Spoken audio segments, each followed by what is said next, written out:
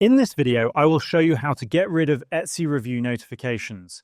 Start by visiting the official Etsy website at etsy.com and logging into your account using your credentials. Once logged in, locate your profile icon at the upper right-hand corner of the screen and click on it.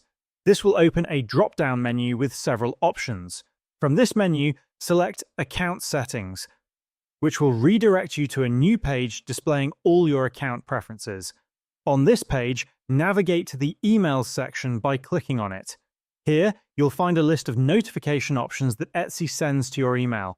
Scroll down until you see the Feedback Notifications option. If you no longer wish to receive notifications about reviews, simply toggle off this option. Additionally, you can customize other email preferences, such as disabling promotional emails, newsletters, or updates about new features.